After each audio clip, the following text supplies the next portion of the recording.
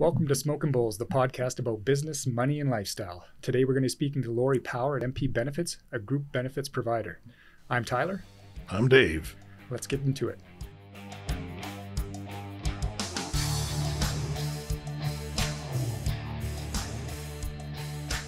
Hey, look at you guys.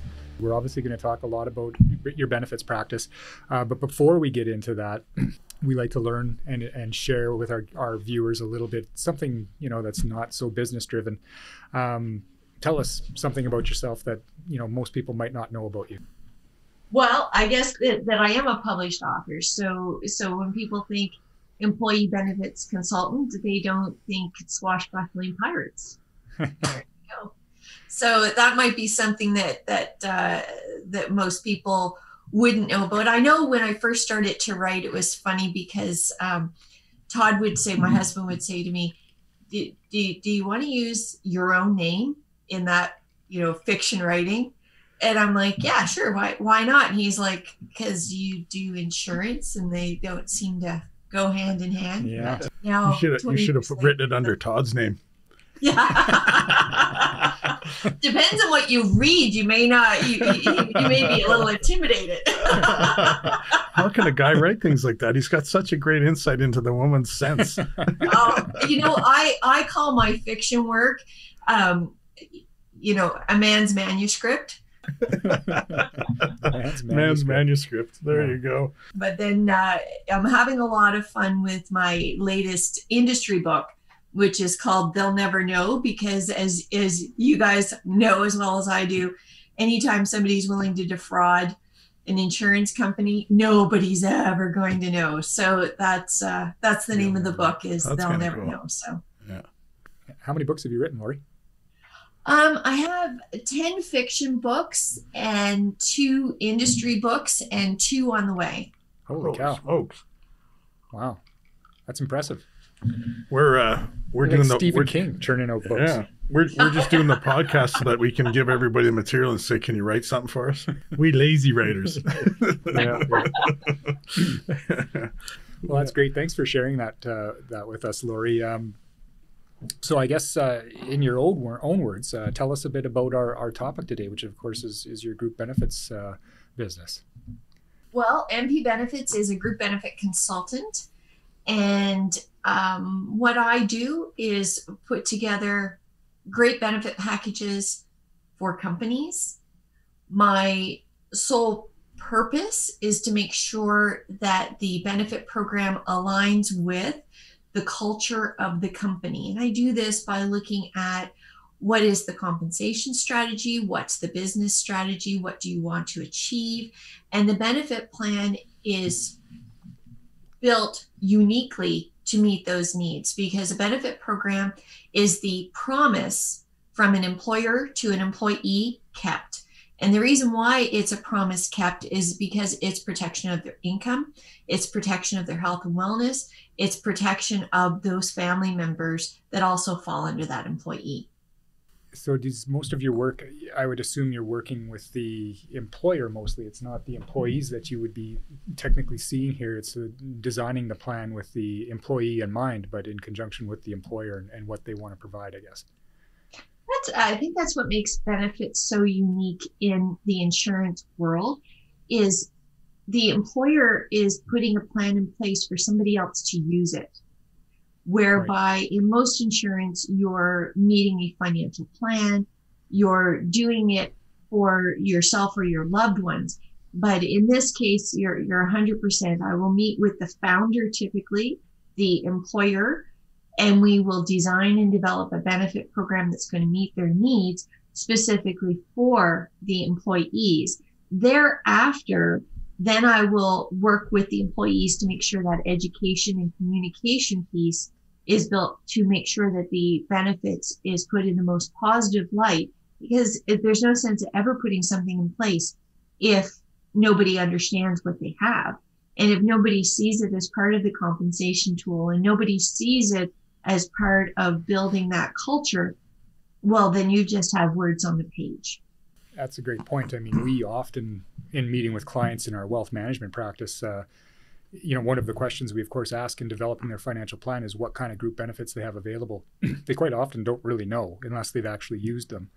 And so if you're taking time to make sure that that person, that company that you're building the benefits plan for, is communicating with their staff members, or the people that are going to be the ultimate benefactor of that plan, I think that communication's got to be there and got to be essential, because if they don't recognize it, it's not handcuffing them to their job in any way, if you want to call it that, or encouraging them to stay with that employer.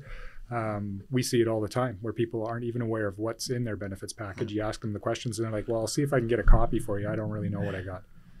Speaking of the employees, I mean, obviously when we deal with our clients, as Tyler says, very hard for us to get our hands on that information. Sometimes the ones who are on top of it, we get a PDF.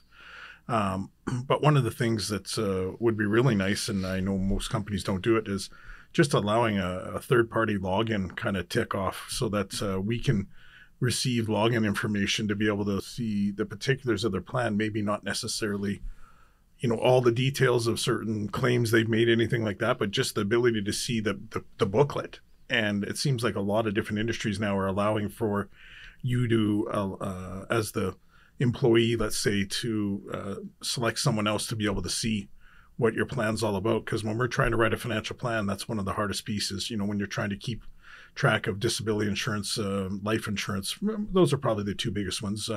It's very hard for us to get that information on them. We're kind of speculating, it's 2 times, or it's 25 grand, or it's, you can make up any number at this point. It's kind of useless for us without having that information. And that's another positive that has happened from the pandemic. And I say another because there has been a lot of positives that has happened technology-wise with regards to the pandemic. But I think it would be rare right now to have somebody who wouldn't have their benefit booklet at their fingertips. And the most of the insurance carriers or providers, and I can't think of any who don't, that when it's your client, you have full on access to that information on your phone as well. So that information is readily available. But you're absolutely right. Without proper communication with the employees to let them know that's where it is and how to find it and how to access it, it's lost on them. I did a survey for a company last week. And when I'm doing a survey out to the employees, I'll always put in a couple of questions on coverage I know they don't have. I know from having a look at their benefit booklet or their structure that the different things they don't have. And I will specifically put questions in regarding those benefits that they don't have. And by and large, I normally get more than 50% of the employees thinking that they have that coverage, simply because they're just checking everything off in the hopes that they will have it. Nice. So communication is key for sure. Just a comment, I guess, and you can comment on it too, is, we see you as a specialist, although we're in the same industry. I mean, Tyler and I both could bring group benefits to our corporate clients, which we do. But as you already know, we bring you in because we don't do it. I find it's just a completely different piece of insurance. I mean, we do life, disability, critical illness, all those important pieces for the individual or the corporate side of things as well. But one thing we don't meddle with is group benefits. And for you, I know that you've told us you're kind of different than a lot of other consultants out there, because your business is solely on dealing with group benefits. You don't dabble in any other side of the financial world, whereas a lot of advisors who say they do group benefits are doing a whole lot of other things as well. You've hit on my nemesis. I do group too. I've been a travel person who does group too. I'm like, really? I don't want to be buying from you. Let's put it this way. When you're working in employee group benefits, it is very specialized, and it should be, if I can say, treat it like Quebec treats it, which is a completely separate licensing, because I think it deserves that. When we're dealing with employee group benefits, we're dealing with a schmozzle, like a whole boatload of different insurance coverages, all grouped together, but they are all still individual coverages for a pile of individuals who have specific and various needs that are identifiable only to them. And yet we put it together with little to no thought as to how that's going to impact that family. So if we look at a financial plan and you say, okay, well, you know what, I have a couple of $1 million that I'm investing within a group benefit program. You can take your small client, you think about how much money is claimed every year with pharmacy, health, dental. We can easily move into the millions of dollars. Pharmacy alone on claims is an $80 billion a year through the benefit plan in Canada. Like it's an amazing number. And that's not including healthcare, that's not including vision, and that's not including dental care. So when you think about money under management, if I can put it in those terms, then employee group benefits can't be an add-on, and it can't be a I do that too. It has to be treated like the specialized event that it is, because you're dealing with so many people. I would agree. Yeah, we're on that bandwagon. Nice to meet you, Laurie. Hopefully we can work with you in the future. So obviously you're trying to get this message in front of business owners, people who want to provide benefits to their staff, their employees, their key people. In trying to promote benefits to them, I mean, I've run into business owners who do not consider benefits as a way to reward their employees. They don't think of benefits. It doesn't come immediately to mind. They more quickly go to how they can financially reward their staff by way of raising their income. How would you speak to business owners if you're trying to get in front of them and trying to do business with them in the group benefits world?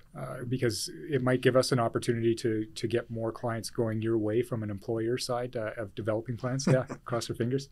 But I'd also be curious as to, how do you propose group benefits to an employer who's maybe not got a benefits plan? I know you do a lot of analysis of existing plans. Do you ever run into the guys who don't have them, and what's some of the feedback you get from them as to why they don't have them, and how do you combat that? Yeah, they're a lot. They're plentiful, that's for sure. It is an attraction tool. It's been proven to be an attraction tool. So I'm going to take it back a little bit, go to that culture piece again. If somebody isn't active as a business owner, if you're not actively engaging in making sure that the culture within your business is there to empower and inspire your employees to do their very best, then you get what you get. So, for instance, we know that if employees who are engaged in their work will do more, of course, which will increase the revenue line. So let's not forget, when we're hiring employees, we're saying, we're going to give you a job and we want you to do the very best you can do, by the way, to make me money. Okay, I'm going to reward you, but I'm limited on what I'm going to reward you based on what's industry standard out there. And that's it. But I want you to work over and above that to make me money. Okay. So if your culture is based on that without any reason to engage them, any reason to have them work that 110% for the 100% that you're going to pay them, then you get what you get. But if you're interested in compensating them where you don't have to worry about tax situations. Remember, an employee group benefit plan is all about the tax.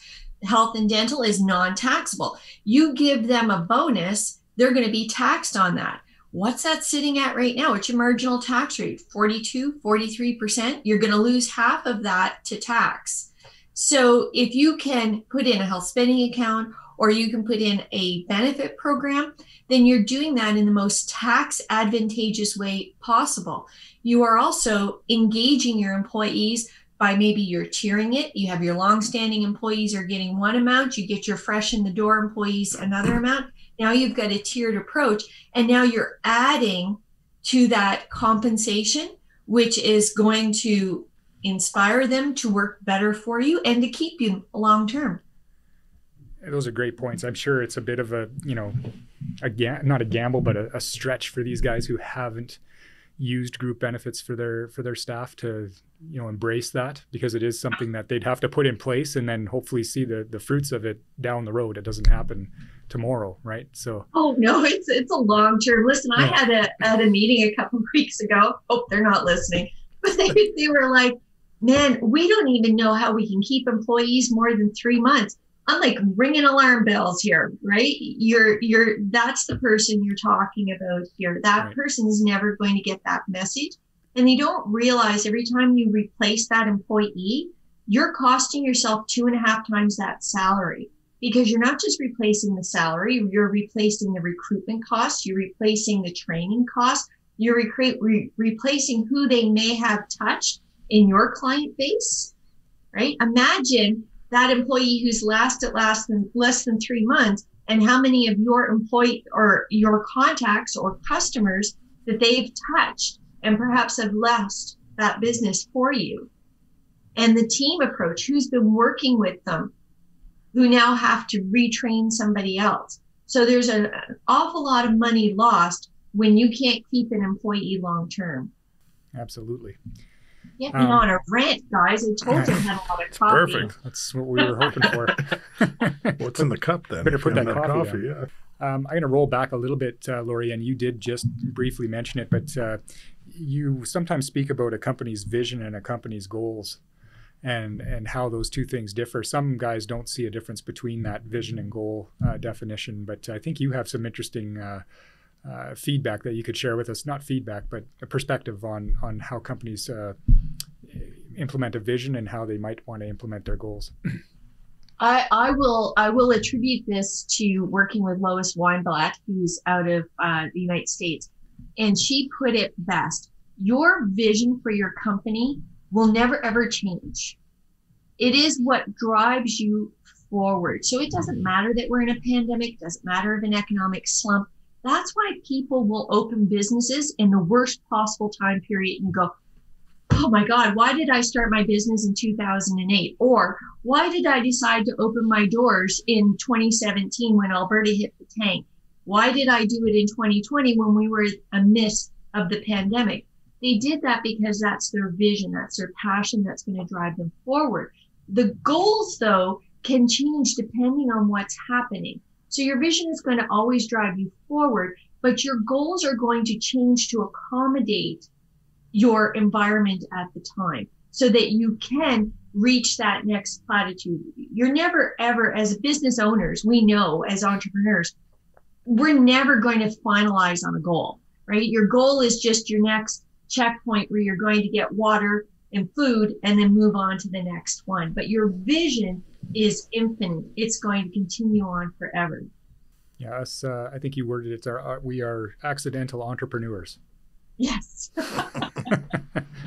All of a sudden we fall into it. Yeah, we fall into all of a sudden running our own businesses. Now, we sometimes talk to our guests about lessons that they've learned, whether it's in their business or in their personal life. What's some of the best lessons that you've learned, whether it's on the benefit side or personal side? What's something that's been a takeaway for you? The not being afraid of failure, knowing that, in every day we fail little pieces of time, like I can misread something or I can send an email to somebody. You got to not sweat the small stuff, but you also have to be prepared for it. There are times that we're brought right to our knees. Without question, you cannot run a business for as long as we've been in business and not have those times where you are just brought right down to your knees. But it's never a start over because you have all that experience behind you. So it's a matter of not being afraid of that failure, knowing that if I failed once doesn't mean I'm one and done. It just means I got by that one and to move on. And so when you're not afraid of that failure, then you can pivot, you can change, you can move with the times. And so in the time period that we are now, if we're not afraid of failure, we're going to come out of this the other side. And perhaps we will have lost time, of course, but we're still going to be here. Yeah, that's a great takeaway. I think, obviously you deal with a lot of companies and a lot of founders, as you say, or owners or managers who have to implement these benefit plans.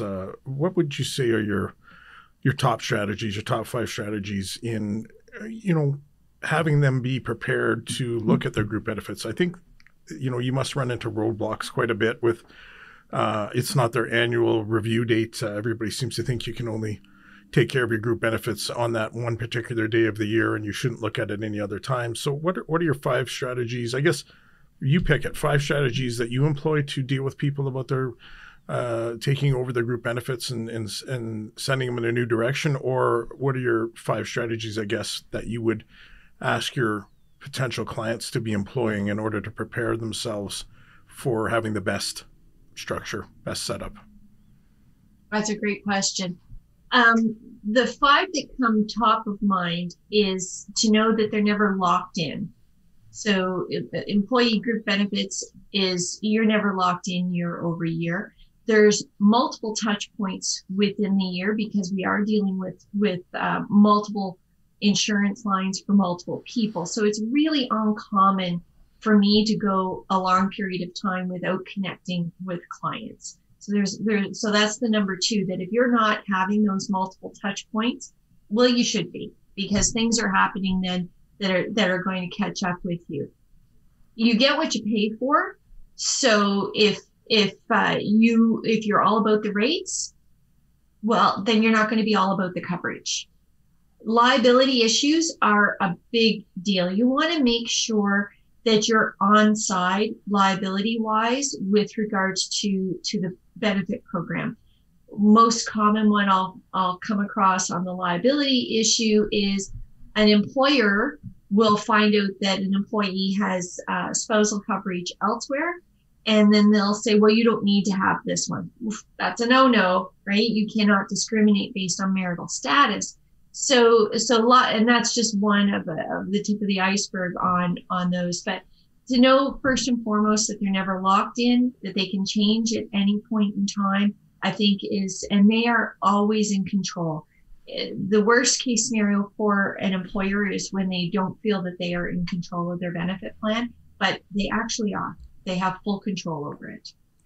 I think because we've worked with you before with some of our clients, I know that something that you work on that we don't see from other plans that we have association with, but not necessarily in our name, is that you kind of go to bat at renewal time and have the ability to kind of change some of the offerings that the insurance company is making at that time. I know that you've worked on going back to the insurance company to rework those numbers to always make sure that what other options are out there, I guess, at that point too. So I think that's a big benefit that a lot of people are not aware of. Working with someone like yourself is what it's really about. I think it's part of the touch points that you talk about.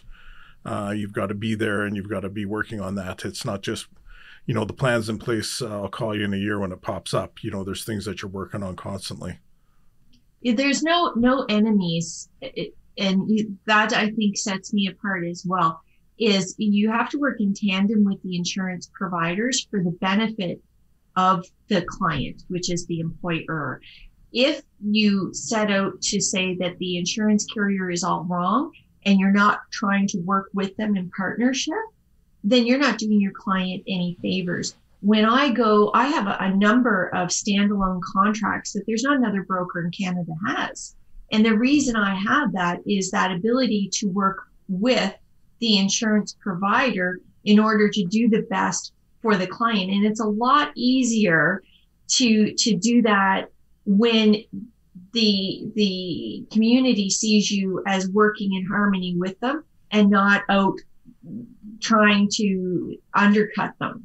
So for the sake of the client, you work in a good partnership, and that allows you at that renewal time to go and make that argument to the insurance carrier for the best of the rates. So I'll give you a really good, for instance, and you can choose to use this or not, but a really good example of working in partnership is during the pandemic, one of my clients was doing the very best they could for the employees, and they kept them on marginally on an income to keep and sustain their benefit program, even though they were in a layoff position. So every 60 days, they would pull them back in, keep those benefit plan intact. But things changed in September, where the insurance carriers went from including disability as part of that extension of coverage, and they took it out. Now, that extension of coverage for disability was in itself unprecedented. They'd never done that before. So in September, they cut that off. Well, during that point in time, we had a client that had a disability claim. So when they went back through the paperwork, the insurance carrier didn't want to pay that claim, and they would have been completely on side to decline that claim. The employee was working less than regulated hours as outlined in the contract. It was when the extension of coverage shouldn't have been granted. But we went back to the insurance carrier and we said, listen, this is the story of that employer and their relationship with their employee. What can we do for the benefit of not only the employee, but the employer to get the best outcome? I'm really pleased to say they paid that disability claim. It was modified down to the hours that the employee was actually able to work. But if I didn't have that relationship with the insurance carriers, I never would have had the opportunity to tell that story and get that claim paid. And at the end of the day, it's all about making sure that protection of income is there for the employees when they can't work. Nice. That's really good. Well, you're making a great case as to why you would work through yourself, Lori. But if somebody wanted to, are they even able to go directly to insurers to implement group plans, or do they have to go through a broker? They have to find somebody like yourself. They may think that they're working direct, but what ends up happening is that insurance carrier will assign them a rep, and that person will in essence be the broker or the consultant. So there's a lot of people that think they are dealing direct, but they're actually not, because the insurance community works with consultants because we have that fiduciary responsibility and we're licensed to do what we do. So if I'm an employer and I think I'm working direct, do I think I'm getting a better deal or a lower premium cost because I'm going direct, or am I? Yeah, there's that fear of am I paying commission? Am I paying too much commission? Yeah, oh my goodness, I must be saving, right? What are you saving in that situation? What are you saving if you have nobody to call and you have an employee who needs an income and there's nobody there to help you? What have you saved? It ties back to, I think, your second point when we were talking strategies. Well, your first and second point, when you can move your plan or look at it any time, the cheapest option is not always the best option. And I think when you're dealing with plans and people are looking for plans, I think that's one of the issues that comes up is sometimes there is a low ball that's thrown out there, but that is quickly corrected in year 2 and 3 and so on. So when you're hunting for that stuff yourself and you're not familiar with the carriers, even if you could buy it direct, you have no idea what the future years hold. Whereas somebody working through you, who the carriers are, how they've been handling things, and that doesn't mean that some carriers are better than others necessarily. There could be just different times that different carriers are working at a different style or a different rate or a different client grouping that they want. So that's your position to find the best matchup for that client. 100%. The number one, as I said, of putting a benefit program in place is that tax advantage. The number 2 is understanding what should be insured and what shouldn't be insured. Now, we're all in this industry together, so we know already that nobody's going to die, nobody's going to become disabled, and certainly they're never going to need a pharmaceutical. That's it. We know that, right? But the thing about employee group benefits is to keep in mind what should be insured and what should not be insured. So your insurable risk is loss of income, right? Death, and a catastrophic event. And insure those items. And those other wants, if you would, like your vision care, like your dental care, like your massage, your chiro, your physio, throw those into a health spending account. If you have a properly designed program, then you're not going to have to worry about cost year over year, because you're only ever insuring the insurable risk, and those needs and wants of those every day would be controlled through a health spending account. So you can absolutely achieve exactly what I had talked about, that compensation package that builds into the culture of the company without busting the pocketbook. Yeah, gotcha. So the health spending account is something that we run into and we see, but I don't feel they're as common as many people. Many people don't have them. We don't run into them a lot. Maybe describe what a health spending account is and how an employer or a company would use those to their advantage. I love health spending accounts. So health spending accounts allows an employer to set aside a block of money. So I'm going to use just a round number. I'm going to use $100. Okay. So an employer decides to put in a $100 health spending account for the employees. This would replace, say, a bonus where if you gave them $100, they're going to lose 43 cents or $43 on that. So they have a $100 health spending account. Now they can use it to top up their pharmaceutical. They can use it for massage or chiro or physio. Maybe they want a private MRI. Maybe they're getting LASIK eye surgery. Maybe they're getting a dental implant, right? They can use that where they want, but only up to that limit. It's fully non-taxable to the employees, and the employees do not contribute to it. Okay, so there's no employee cost. It's 100% paid for by the employer, and it creates a 100% corporate tax deduction. When you're looking at your accounting figures at the end of the year, how many employers want those corporate tax deductions? And that's what it is. It's 100% corporate tax write-off. Right on. And then spending on the individual side or the employee side, that's not a taxable issue. They're just paying for their medical service. Yeah, it's a double tax win. And there's not a lot of places that we can say that we can get a double tax win. And that's unless you have a health spending account. So we recently talked to a DNA specialist. If I had a healthcare spending account, is getting a DNA test done? Is that something I could spend my money on? Is that included in those?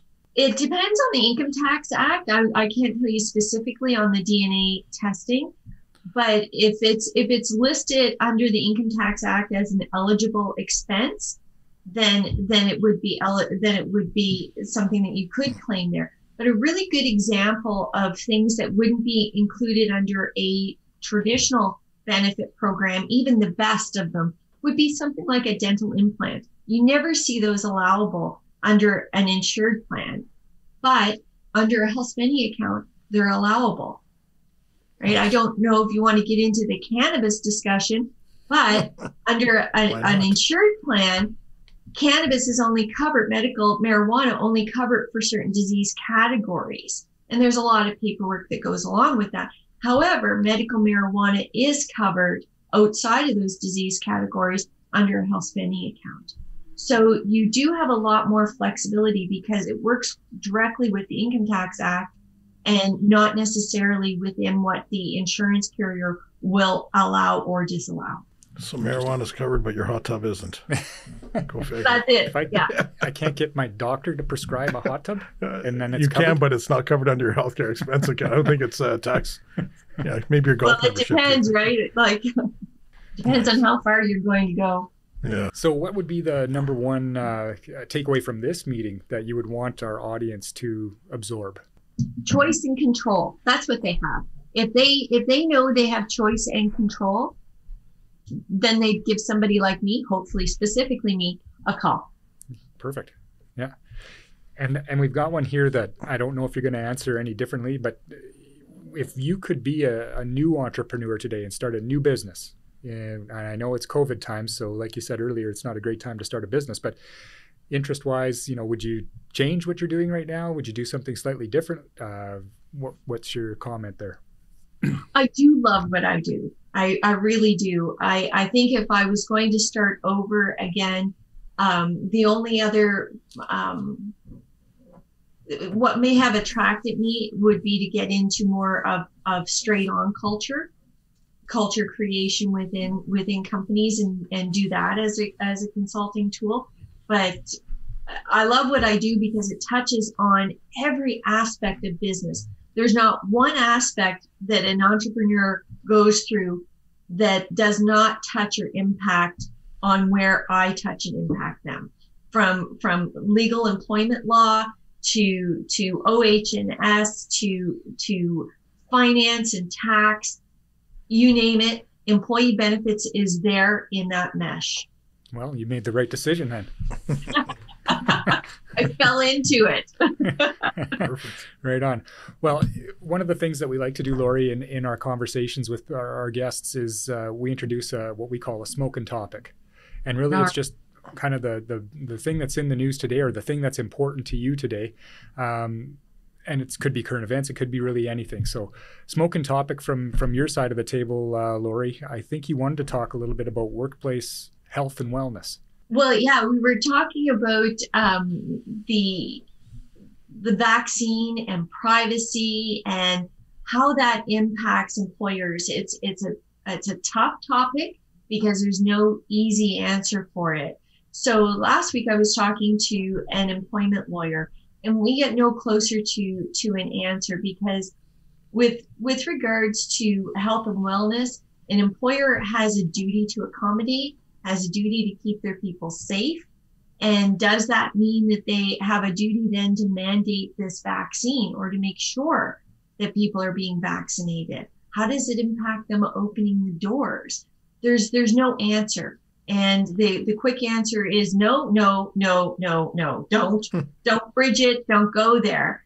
But yet there's so much misinformation and counterintuitive information coming out from various sources. So it makes their head spin a little bit. So if that's a smoking hot topic for me in my world, it is. Well, I've seen bits of it. I mean, that feeds into, having a vaccine passport sort of thing, whether or not you're going to be allowed to get back into the country or leave the country if you don't have this vaccination proof. It's interesting to take it from the perspective of an employer and whether or not they need to, oversee that their staff is getting vaccinated so that they can open their doors and have, customers in the door. I never looked into that or heard of that. So that's interesting that you're seeing it. Everybody's definition of a safe workspace is completely off the chart one way or another. Or, you might have an employer who feels that their workplace is safe as to the labor standards that have been set for preparedness. And you have an employee who says, well, I've got kids, vulnerable kids at home. I have my parents living with me. I can't come back to the office. I think I read in the Financial Post, I think it's Howard Levitt. I think he's a lawyer out of Toronto, and he writes a great piece all the time. And, one day it's from the employer side and one day it's from the employee side. And as you said, there's a lot of no's and a lot of unanswerable things, or a lot of make sure you're prepared, make sure you've taken care of this. I think, which is part of the health and wellness. I mean, the employer has to go to every length they can to make sure their employee is safe, like you said, and that they're taking care of them. But at the same time, their obligation goes to a certain point. And so it's this, I think there's an overlap, unfortunately. I don't think there's a line in the sand that yours is that side, mine's this side.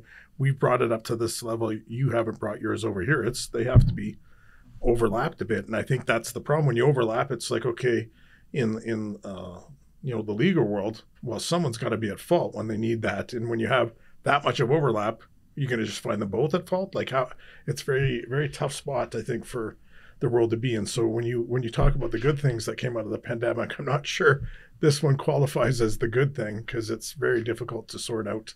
Well, it is, and it leads into that. If you are, let's say we're not until September when you can begin to call people back to whatever that looks like, that historical event of what used to be.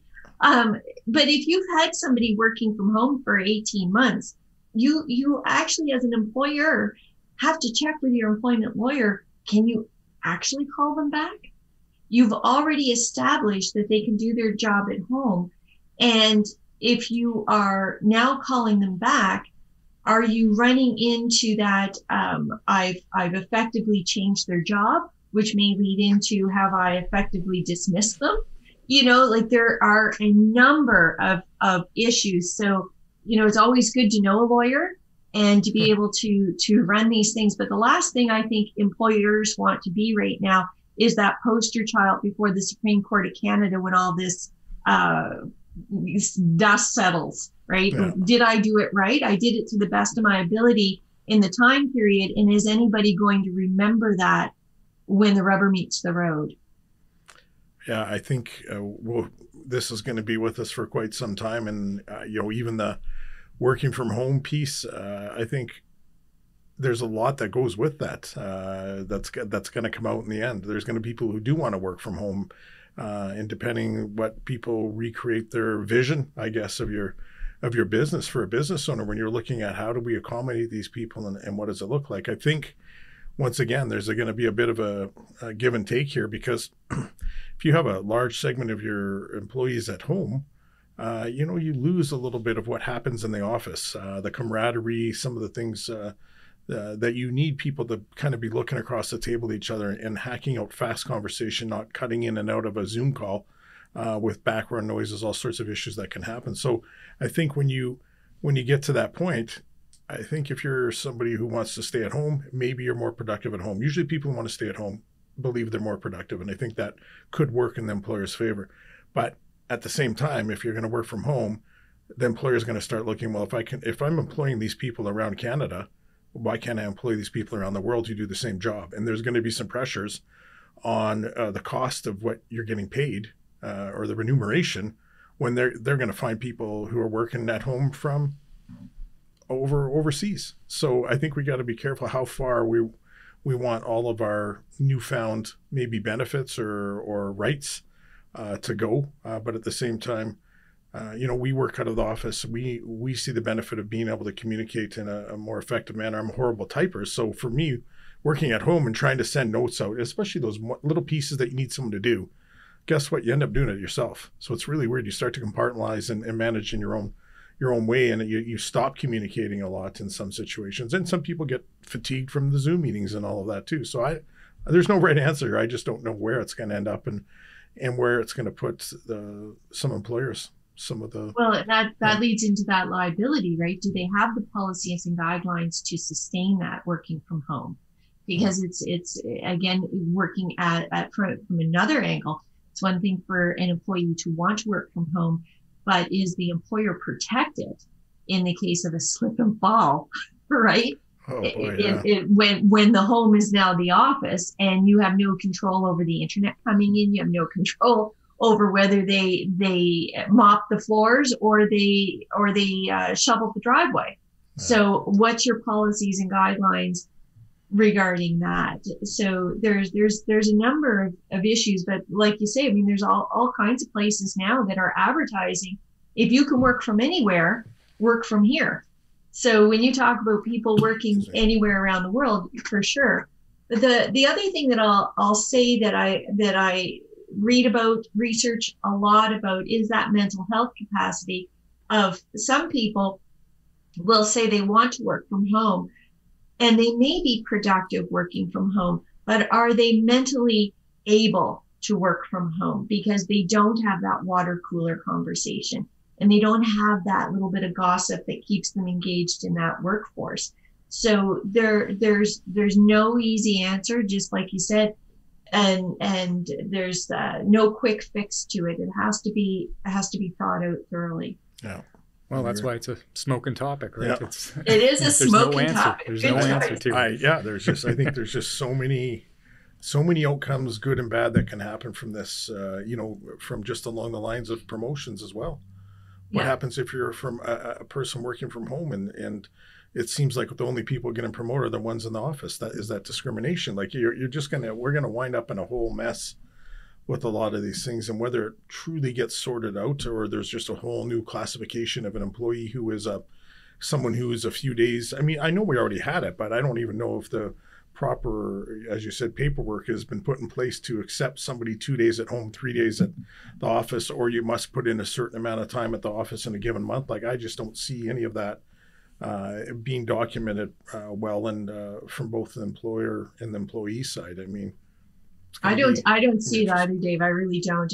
There's very, very few proactive employers out there right now that have even taken the time to review what their guidelines are and their policies are saying, and are they even in line with all of the massive changes that happened in 2020 with regards to the Employment Standards Act. So there's a lot to be looked at from an employer's perspective. Definitely. I guess one last thing about within our Smokin topic framework here, from a perspective of your plans and claims, uptick in pharmacy claims and things. Is that something that's happened over the last year and a bit? Through the roof. I think Benefits Canada released a study that said overall across Canada, pharmacy claims are up 5.3%, which I thought was super low. So there must be a lot of people that weren't claiming at all that are now claiming. But we've seen a lot of increase in the pharmacy claims. RBC did a paper recently that suggested that during the pandemic, in light of a doctor not having a network to refer to, they would just prescribe.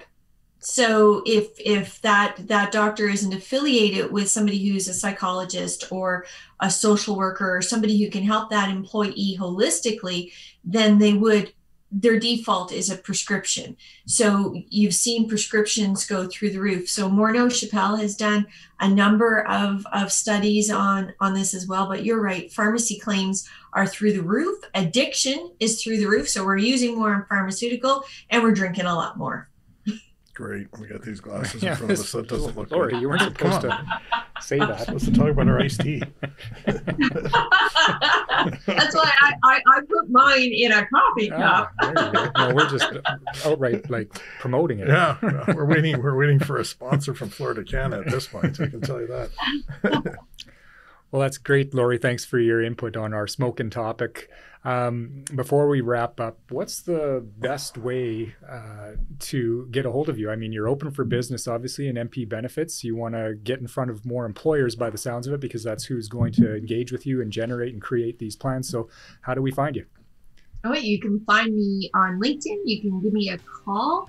It's you can send me an email, lori@mpbenefits.com. I make it super easy. So on most social media channels, you can just put in MP Benefits and open the door and walk in. Thanks for watching this episode of Smokin Bulls, the podcast about business, money, and lifestyle. You can learn more about us at smokinbulls.com or follow us on our social media.